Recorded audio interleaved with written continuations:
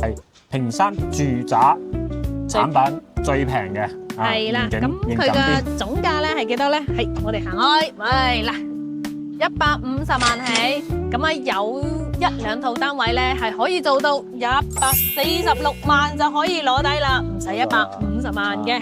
100萬大城啊，入邊應有盡有，有商業啦，有學校啦，有靠近地鐵啦，有住宅啦，係咪啊？乜嘢都有，包括佢嗰個社康服務中心都有嘅。咁我哋而家在售嘅咧呢一部分咧就係發展商要拎出嚟賣嘅。咁而家賣嘅戶型咧都分咗4個戶型嘅，最細面積68方2房，然之後仲有83方嘅3房1廁，同埋94方嘅3房2廁，仲有一個係98方嘅環廳設計嘅3房2廁單位。係啦，呢啲係全部帶裝修嘅。咁啊，佢賣個價錢咧，亦都係成個屏山區最平嘅樓嚟㗎啦，總價好平。咁我哋咧同我哋喺間呢一度買樓嘅話，我哋係贈送翻物業管理費啦，或者家電大樓咁樣俾翻我哋嘅粉絲朋友嘅。冇錯啦，咁我哋揾起家睇樓都係非常之方便噶啦，連我哋兩個就 OK 噶啦。Hello， 大家好，我係家聲。你家思思。好啦，今日同思思就嚟到我哋深圳嘅屏山啦。咁你所到嘅啫就係屏山嘅，我知啊。屏山嘅門戶嘅，就係你入到嚟屏山咧，就我哋呢個位置係必經之道嘅。係啦，咁啊呢一度咧屬於屏山嘅居住板塊啦，呢一度咧冇啲咩工廠啊，呢啲基本上全部都係住宅樓嘅，政府定位嚟嘅係一個即係宜住嘅宜居嘅一個板塊。咁我哋今日介紹呢個盤咧係咩咧？屏山最平嘅樓，你估下幾多錢？估唔估到？佢我都估唔到啊！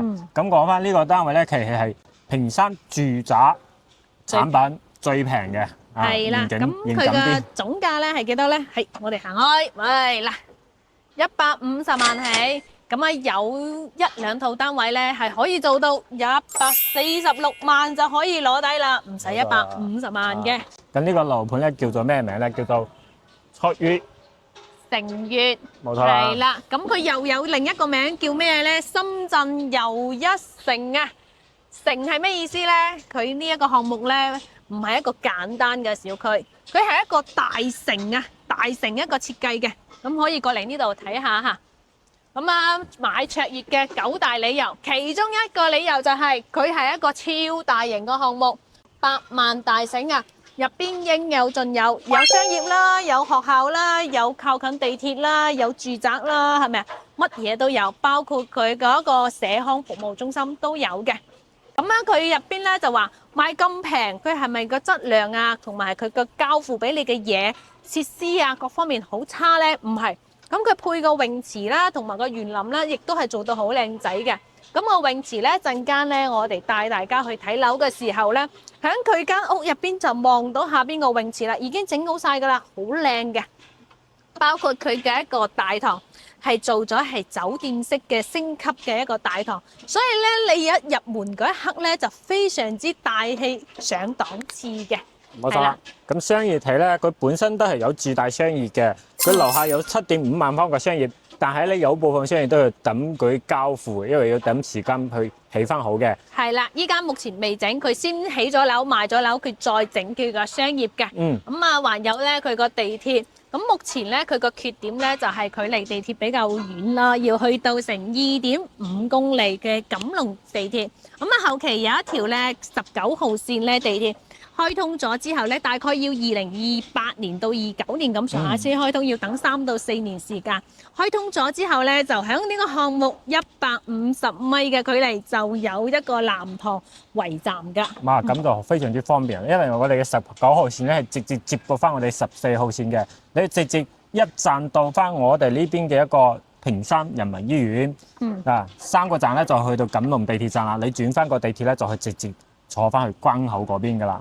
係啦，咁啊呢一邊嘅周邊環境亦都非常之 OK 啦。咁我哋就講咗咁多啦，我哋不如事不宜遲，直接入去售樓部，同大家詳細咁樣一一介紹呢個項目嘅情況啦，好嘛？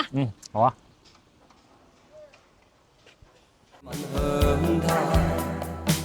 我暗中想總有一點愛吧，可以交給我吧，總算得戀愛吧，相愛少點也罷，我卻更了解是編織夢話，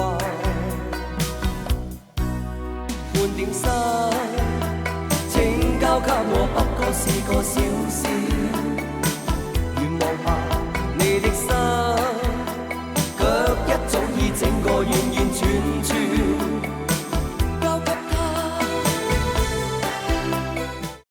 好啦，咁而家同思思嚟到呢個屋苑嘅一個售樓處呢度啦。係啦，咁我哋嚟睇下呢一個項目嘅周邊嘅情況啦，同埋佢嘅交通情況先。好，咁嚟到呢一度睇翻嘅先啦嚇。嗱，見到紅色呢一嚿咧，就係卓越城悅嘅一個項目㗎啦。咁點解佢又叫深圳又一城咧？因為佢係一個8萬大盤嚟嘅，係一個舊改項目嚟嘅。呢一度咧曾經係嘅村民嘅村莊啦，跟住咩咧卓越咧舊改嘅。咁啊，大概係10年前咧就已經係參與到呢個舊改。咁正式咧開啓嘅話，亦都係呢2-3年嘅時間去開啓。咁依家咧係佢做開佢嘅第一期嘅嚇，呢個第一期。咁佢入邊咧又涵括咗有住宅啦、商業啦、學校啦，還有人才房啊、住建房啊、回遷房啊，呢啲全部都係喺呢一個大城入邊嘅。好啦，咁啊講翻佢嘅交通情況先。咁成個屏山咧，佢一共係有成2條嘅地鐵通過嚟屏山嘅。咁咧就係有一條咧，一條14號線嘅，目前咧亦都係深圳最快嘅一條地鐵嚟嘅。呢一個地鐵嘅時速咧係120嘅時速，其他嘅地鐵都係100到120啦。呢個係最快嘅。咁呢一度咧最近嘅，我哋依家目前最近嘅地鐵嚇，要去到錦龍站呢一度啊，好遠啊，要成2.5公里啊，要坐公交過嚟先得嘅。咁啊，後期咧佢有一條地鐵就非常之快嘅，就係19號線。咁啊，19號線咧，佢到時候咧離我哋項目大概係150米嘅南塘圍站。咁啊係啦，咁呢一度咧到時候係1站去人民醫院啦，3站去到錦龍站。去到錦龍站咧，直接係15個站就可以翻到福田嘅口岸噶啦，大概係1個鐘嘅時間嘅。咁目前咧呢一個項目嘅話，最近嘅關口係邊度咧？係沙頭角個關口，20公里，大概打車嘅話係26分鐘，30蚊就得噶啦。咁啊，目前咧沙頭角咧佢依家喺度整緊嘅，大概係要到2029年，大概要3年時間先整好。咁依家嘅話，後期如果你買咗呢一度嘅話，去最近嘅關口咧係邊度咧？蓮塘關口。咁蓮塘咧就大概係25公里，大概可能會時間會多翻10分鐘嘅一個時間嘅。係啦，咁啊呢一度咧平時咧佢嘅公交出行咧喺邊度咧？就喺我哋小區出到嚟嗰個碧湖花園門口，就喺呢一度出去嘅啫，100米咁上下就有一個公交嘅首末站就喺門口噶啦。係啦，咁啊我講咗個交通啦 ，Sam 哥同大家講下佢嘅一個商業情況啦。商業配套咧本身我哋呢個屋苑咧底商係有賣嘅，有賣個2萬方嘅商業咧。再一個咧後期都會見我哋仲有5萬方嘅商業係後期規劃要佔室嘅。係啦，所以啫落樓咧就係一個商場啦嚇。冇錯。咁啊，還有嘅話，如果係目前要遠少少嘅商業去到邊度咧？可能要去到呢一個天虹商場啦，還有嗰個嘉華沙湖廣場嗰度嘅。大概咧就喺呢條路直行上去屏山大道呢度直行落去嘅話，大概可能係3公里咁上下，2到3公里。2到3公里就可以去到我哋嘅天虹嗰個商場噶啦。咁呢個商業配套其實嚟講咧，本身如果我哋再建嘅個5萬蚊嘅商業起好咗之後，樓下都可以夠晒我哋用翻噶啦。咁而家暫時嚟講，我哋未起好之前咧，都要去到天虹嗰邊嘅。呢個係我哋呢邊嘅商業。咁講翻呢邊嘅一個醫療條件啦。咁我哋屋苑門口咧，就喺大約100米左右就有個社區嘅社康嘅一個醫院嘅社康嘅服務中心，嗰邊可以解決我哋日常所需嘅一個頭暈心興啊，都可以解決得到。咁你話要去到最近嘅3甲醫院咧，就係我哋嘅一個屏山人民醫院啦。係啦，呢一個佢寫住係在建，其實已經係投入咗使用噶啦。咁呢一個咧醫院咧就係以前嘅舊院搬過嚟呢一度嘅，嗯咁啊係舊院嘅3倍，呢個係3甲級嘅醫院，即係佢個床位啊、規模啊、師資嗰個醫資啊、醫療嘅嗰啲醫生啊嚇，各方面都係頂級嘅，係呢個片區入邊最好嘅醫院嘅。冇錯啦，咁呢個醫院距離我哋咧大約都係喺2公里範圍之內嘅，係所以話咧就完全喺黃金救護時間之內嘅，為我哋嘅係啦一個生活嗰個身體健康保駕護航嘅。係啊啊，咁講翻佢嘅一個環境情況啦，好嘛？咁呢一度咧，佢個環境空氣質素非常之 OK 嘅。咁佢北有係咩咧？嗰、個碧嶺嘅濕地公園啦，呢一度嚇。咁啊，還有礦山嘅公園嘅。咁啊，上北下南，南邊係乜嘢咧？馬亂山嘅郊野公園。咁呢一度咧有瀑布睇啦，或者係你登山啊，呢一度都 OK 嘅。係啦，咁啊就兩側都有嘅嚇。上北下南左西，左西喺呢一度係咩咧？碧嶺嘅現代嘅農業科技園。咁呢一度咧係種咗啲咩咧？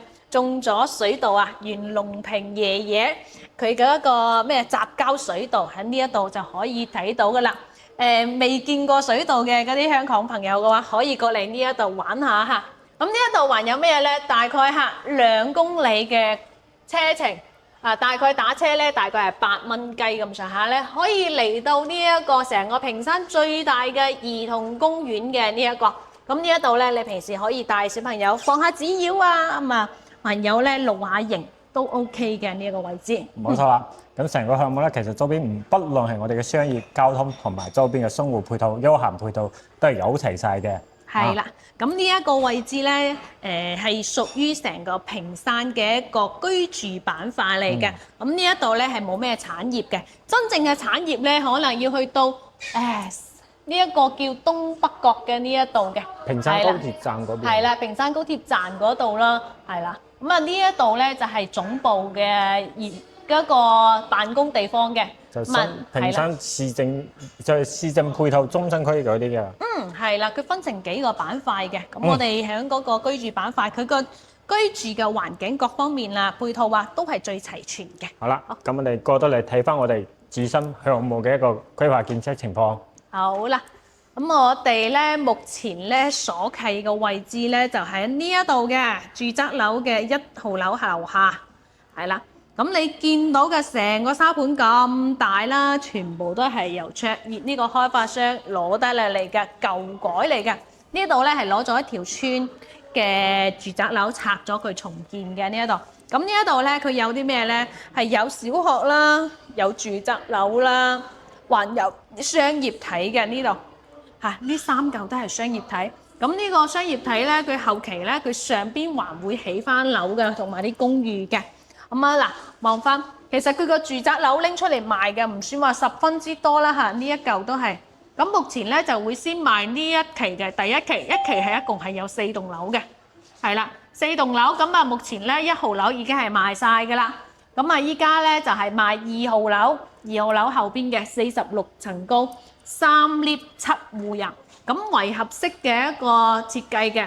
人車分流，中間咧就係個花園同埋泳池嘅呢一度，同埋啲跑道啦、長者活動區啊、兒童區啊呢啲全部喺呢一度嘅。好，咁啊嗱，呢一個湯寶路呢一度咧作為一個分界線，咁啊呢一度咧就係住宅類啦、商業類啦，咁呢一邊咧係卓越咧就起翻啲樓啊，同埋啲學校、人才房啊呢啲咁樣嘅回遷房啊。交翻俾當地嘅村民啦，同埋政府俾佢哋做人才房嘅，係啦，冇錯啦。咁呢個成個項目咧，佢分咗2部分啦。咁我哋而家在售嘅咧，呢一部分咧就係發展商要拎出嚟賣嘅。咁而家賣嘅戶型咧都分咗4個戶型嘅。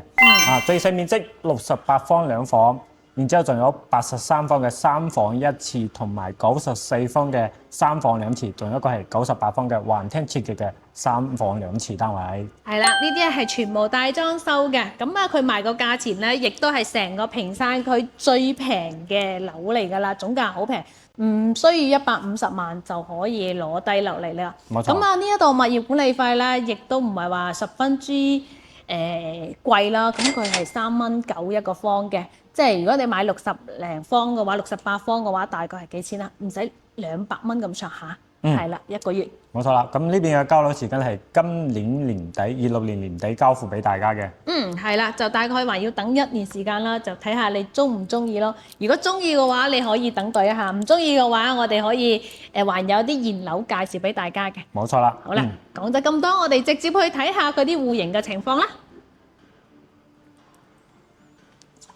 好啦，咁我同阿 Sam 講到嚟，上到嚟呢一度2樓睇佢個樣板間，我哋介紹嘅第一套單位係68方嘅，係呢一個項目最細嘅面積下冇錯，2房1衛1陽台。咁呢個面積段咧就比較啱晒我哋嗰啲好多港人朋友唔需要買咁大嘅面積嘅，買翻個2房就夠啦，係啦就呢單位就啱晒啦。大裝修嘅嚇，咁入到嚟介紹一下佢個門鎖情況啦。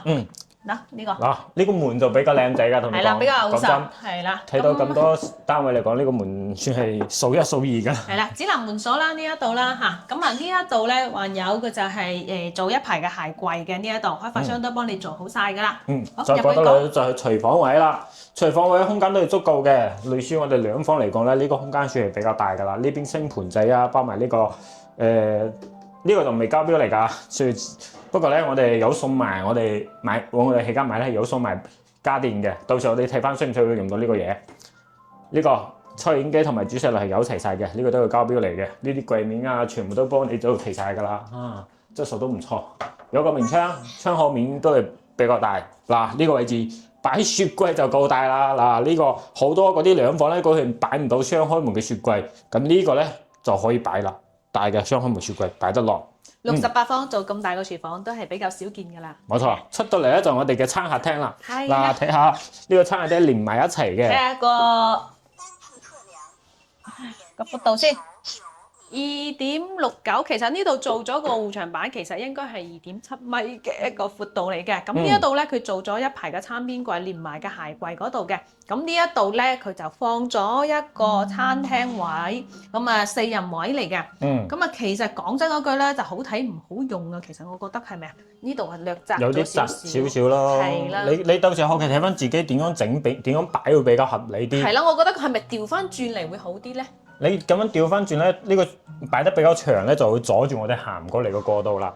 你不如去諗下買翻嗰啲二合一嘅圓台或者2合1嗰啲餐台就 OK 噶啦。係啦。咁好，咁過到嚟呢一個客廳嘅情況。客廳咧示範單位佢暫時就擺咗呢啲比較闊嘅2人位 sofa。其實你個呢個闊長度咧，可以擺個3人位嘅 sofa 完全夠位嘅。呢個位置擺部茶幾，正面咧擺部電視。電視你去買翻睇翻自己需求咯，應該65、75應該都 OK 嘅。係啦，咁呢一個闊度咧，同個餐廳嘅闊度一樣嘅啫，都係2.7米嘅。咁呢一度咧，後期係交標係冇嘅嚇，你自己要做嘅呢一個。出嚟陽台睇下先。陽台嚟講咧，2房入邊呢個陽台算係大㗎啦。算大㗎啦，係啦。佢主要嘅特點係咩咧？佢係比較闊，長度咧同我哋有好多大部分嘅2房差唔多，但係佢闊度係夠嘅。你要對。係啊，我測下先。1.74米啊，個闊度啊呢一度。係啊。咁呢一度還有一個好貼心嘅係咧，呢度整咗個水溝位嚟嘅。係啊。係啦，水槽位嚇，往嗰邊去。佢有斜坡度嘅，可以直接把嗰啲水全部集中喺呢個去水位呢度。呢個叫咩咧？細節見真章，就睇得出呢一個開發商咧，其實真係好用心去做好呢個好房子嘅。入邊睇下入邊嘅空間啦。好，呢度有哆唻咪2間房，一個廁所。講廁所先，因為一間屋得一個廁所嘅啫呢一度。好，咁呢個廁所咧就做到乾濕分離嘅呢一個位置。咁嗱，呢一個淋浴間咧都好闊嘅，包括呢度都有窗戶嘅嚇。係啦，咁所以咧唔係一個暗廁嚟嘅。好，呢啲應有盡有嘅。鋁扣板全部都做好晒，包括浴霸呢啲都有嘅。浴霸。係入去講下邊間房。呢個係主人房，嗰間係客房。先講客房啦。好，講客房係咪？嗰間。呢間客房，好，呢個客房咧就呢一度咧就放咗個1.5米乘2米嘅床嘅，咁呢一度咧亦都做咗一排嘅櫃嘅。咁呢一度咧做多一個書台位，咁樣就應有盡有啦嚇，唔窄嘅呢一度。咁啊，呢一個窗戶望出去咧都係比較大嘅，採光非常之好。嗰間客房咧，佢係利用咗飄窗做咗榻榻米形式咁樣做係啦嘅。咁呢個主陽房咧都係有埋飄窗嘅，不過呢個就唔需要用到啦，因為個空間足夠。你呢個位置可以擺翻一個1.8 2米大床都夠位嘅，嗰邊可以做翻個衣櫃位啊，成個呢個主陽房空間質素都夠啦。好啦，好，出到嚟。睇齊晒。總結下呢一套房嘅情況先，咁啊68方2房1衛1陽台嘅一個戶型，睇下你中唔中意？咁佢個總價咧就係137萬到172萬呢一個幅度範圍內嘅。咁啊，如果你話買樓層矮啲啊，朝向差啲嘅話，就137萬就有啦。冇錯咁我哋按照137萬嘅呢一套房嚟計啦嚇。1.5成嘅首付就21萬首付，剩低嘅全部貸款按揭上會116萬就去按揭下，每個月月供嘅話就係4890蚊一個月就可以拎低呢一套房噶啦。冇錯啦，咁其實嚟講呢個單位，我哋影開呢個深圳嘅住宅盤嚟講咧，呢個係總價最平。係啦，即係成個屏山呢度咧係最平嘅，但係佢品質咧直做得亦都 OK 下嘅，交標各方面都唔幾靚下嘅。好啦，咁我哋講咗第一套單位啦，2房嘅68方，咁我哋接落嚟繼續講翻啲80零方嘅先，一陣間見。好啦，咁我同阿 Sam 哥咧就嚟到呢一度睇第二套房，第二套房係83方嘅3房1個廁所1衛，就比頭先介紹嗰度咧就多咗一個房間。冇錯啦，咁呢個戶型咧就有個比較大嘅特點，因為佢兩邊隔離嗰一伙都係83嘅，兩伙黐埋一齊，但係咧佢門口區域咧唔理你係左邊嗰伙定係右邊呢伙，都有個區域可以自己使用翻嘅。係啦，屬於有少少半嘅獨門獨戶嘅感覺嚇。咁啊呢一度都係交標後期嘅話，我哋喺呢個視頻嘅後方咧會放翻呢一個交標嘅一個視頻出嚟嘅。我哋要嚟睇翻入邊嘅一個空間質素先。係依然係一個一排櫃。交標嘅櫃仔面鞋櫃位，連埋嗰啲儲物櫃。過到嚟咧就我哋廚房啦。呢個廚房咧，腰住型嘅廚房，係呢度可以放翻個雙門冰箱啦。咁佢個亮點係咩咧？點解佢廚房可以做到咁大咧？因為呢一度你睇到嘛？呢一度到下邊呢一度全贈送嘅。佢當時咧向政府報建嘅時候係陽台，陽台係唔計面積噶嘛，即係相當於呢一度係你唔使錢嘅，呢一排落去你唔使錢買嘅。係啦，佢送俾你嘅，佢諗辦法幫你偷翻嚟嘅呢個面積嚟嘅。另外一個亮點就係我哋睇到呢個窗戶嘅面採光面比較大啲。係啦。所以呢個廚房咧就非常之光猛嘅。係啦。嗱，過到嚟咧就係我哋嘅餐客廳啦。我哋度翻一下呢個單位嘅83蚊嘅開間係幾多先？好 ，OK。歡迎使用。單次測量2.76啊，其實因為佢呢一度咧整咗個岩板，同埋呢一度咧又貼咗塊鏡，其實應該真正嚟講應該係去到2.8咁上下嘅，同我哋比頭先會闊啲。同我哋68方嘅咧稍稍闊啲，但係咧佢呢個餐廳區域咧咁啊打橫嚟擺呢個餐台嘅，呢個就幾好用下。係啊，呢個餐廳位咧就比較好用啲啦。再過到嚟咧就係我哋呢個客廳位置啦，客廳一樣嘅，同我哋頭先嗰個68方嘅大差不差。會闊啲啦，我覺得個客廳係比頭先真係會長。個長度啊，就係佢呢個成個呢個餐客廳嘅長度會比較長啲。係啦，咁好，依家就出到嚟出邊呢一個陽台先。哇，呢個有啲緊啊呢一度。哇好。個陽台咧，我覺得咧呢個係屬於新規嘅產品啦。新規嘅產品咧，佢係會闊啲嘅。以前舊規嘅產品咧，大概個陽台個闊度咧，大概都係米半啊，或者係米7。呢個係直接去到2米嘅，我可以測俾大家睇睇下呢個。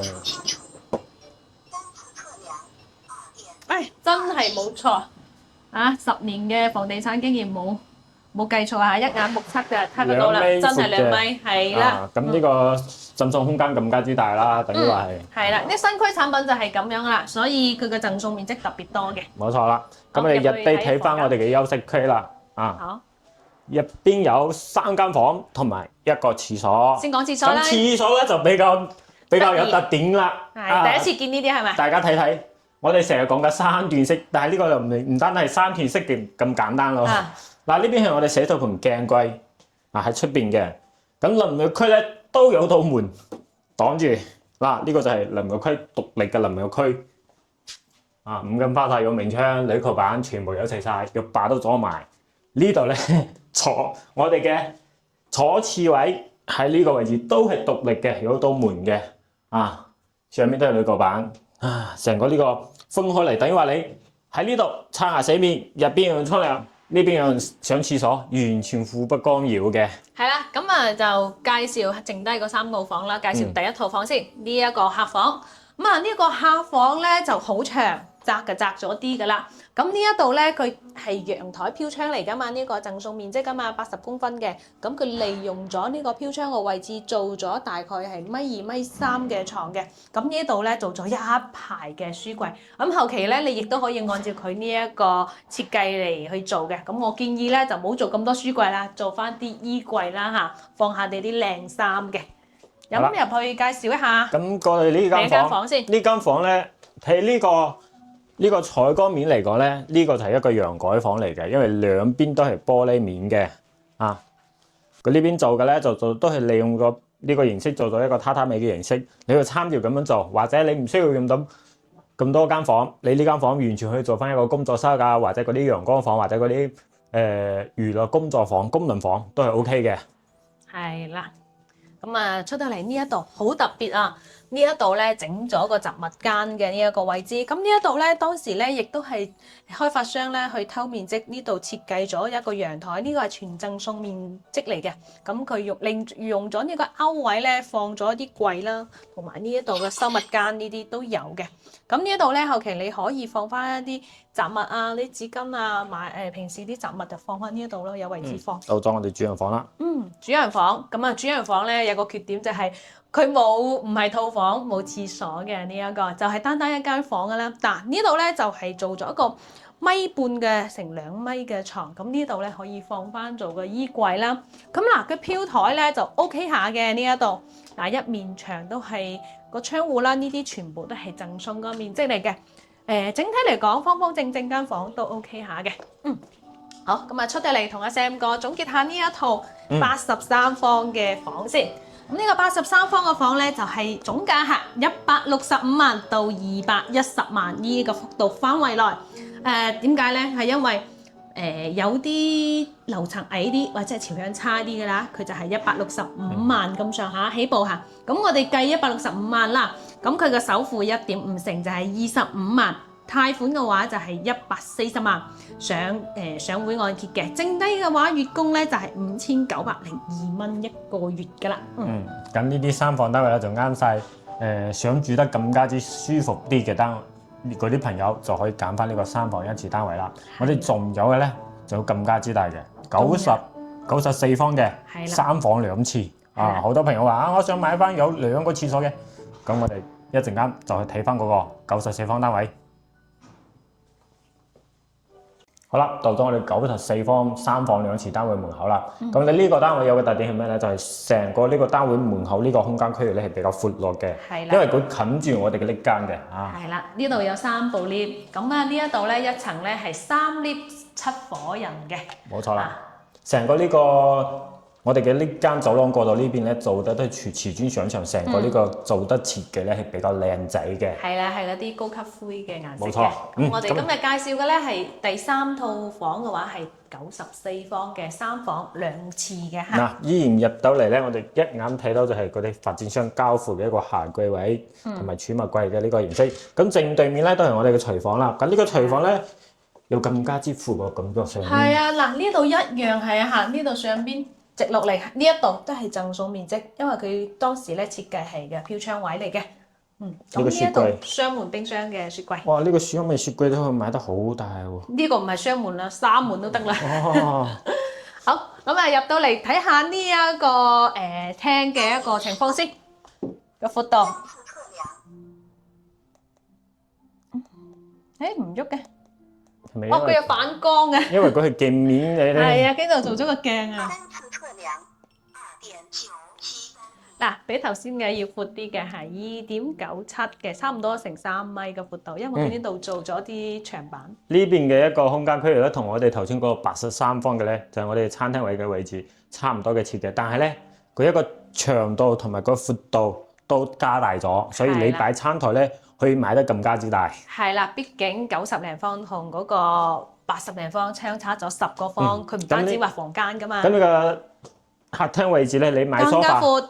嗯，都可以買長更加之長嘅。係啦，4人到5人嘅 sofa 都冇問題嘅。咁好，出到嚟個陽台先。陽台就哇，陽台更加闊喎呢一度。係咪啊？係啊，我量一下你先呢係呢一度。邊量啊？嚇？除單次測量，又係唔得，唉，呢一度先得要咁。樣量先得，我都估到。唔得，算啦，我用腳啦，哎呀，1米、2米2咁上下，比頭先咧闊多大概20公分啦。咁冇錯啦。啊，陽台都 OK 嘅，呢度做咗一排嘅櫃，咁啊，到時候呢度放翻大眼雞嘅洗衣機啊，呢啲啊，全部喺呢一度得嘅。冇錯啦，不過呢個單位嘅亮點之一咧，就係望翻出邊嘅園區景觀啦。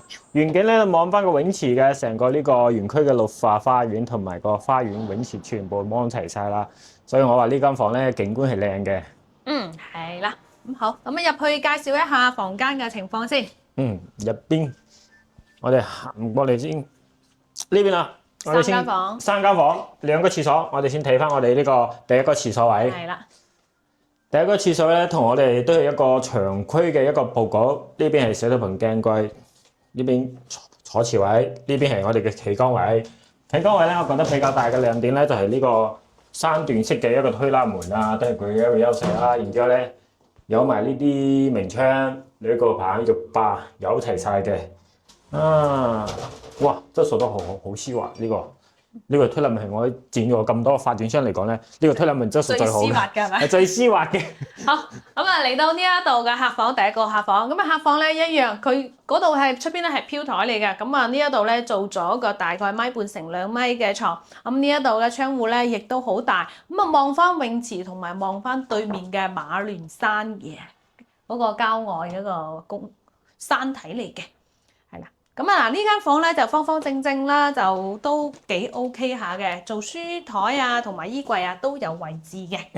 過咗嚟，我哋睇翻我哋嘅第二間房。第二間房咧就喺3間房嘅空間入邊咧係最細嘅，依然係有個飄窗。咁發展商呢個示範單位咧，佢都利用埋呢個飄窗做翻嗰個一個床位啦。咁我企嘅呢個位置咧，去做翻呢個書台或者係做翻個衣櫃位 OK 嘅。到時候你自己設計一下就非常之靚仔噶啦。係啦，咁啊嚟到重頭戲啦，主人房呢一度，咁啊入咗嚟嚇主人房，咁呢一度咧佢做咗一個衣櫃，利用咗呢個凹位嘅呢一度。好，咁啊入到嚟嘅主人房嘅一個廁所先，咁啊廁所係做咗3段式，亦都係有窗戶啦。不過我覺得呢一個廁所個缺點係咩咧？因為佢一入門口對住呢條巷，係對住呢個走廊啊。所以其實一入門見次唔係幾好嘅呢一間房嘅設計嚇。咁啊後期如果睇下你啦，如果你介意呢個情況下，你可以打咗佢呢個封翻佢嗰個門喺呢度開個門。如果呢度開門嘅話，好似放衣櫃嘅位置，有時又唔係好夠喎。所以呢個睇下你啦，你中唔中意啦嚇。咁啊講翻呢一度先。咁呢個房間咧個床咧，佢就放咗個1.5米乘2米嘅床。咁呢一度咧就做咗一個榻米，放咗個電喺呢一度啦。到時候亦都可以坐喺呢度望住嘅泳池喺呢一度，同你嘅老公啊、老婆啊喺呢度吹下水都得嘅。啊，好，咁啊出到嚟講翻呢一套房嘅情況先。呢一套咧就係94方嘅，就將近係1000尺啦一個面積。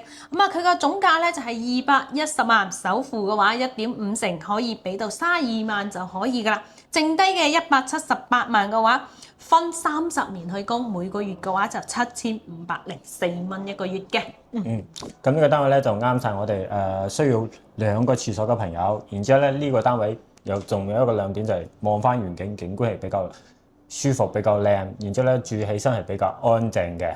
係啦，咁如果你唔中意呢一隻戶型，但係你又想要有2個廁所嘅話，我哋還有一個戶型嘅喎，98方，佢嘅廳同呢個廳嘅設計唔一樣。呢個廳咧就叫豎廳，嗰個廳叫橫廳。好，咁我哋一陣間去見下。好，好啦，咁我哋就嚟到呢個98方嘅3房2廁橫廳設嘅單位門口啦。咁呢個單位咧就係我哋一個邊位嘅產品嚟嘅。咁呢度同樣有個位可以自己利用翻㗎。佢呢個戶型有冇見到啊？好特別㗎嚇，好似一個你覺得似個咩形狀啊？你講咧？我都唔知，好似有啲似三角形啦嚇，突然係啦，佢又突出咗個陽台。好，入到嚟睇下先。入到嚟咧，呢度有一排嘅櫃啊，呢一度可以放你好多嘅靚鞋啦。冇錯唔夠嘅話，呢度都有位置啊。關咗門之後，呢一度身後咧仲有一個薄薄地嘅鞋櫃呢啲嚇。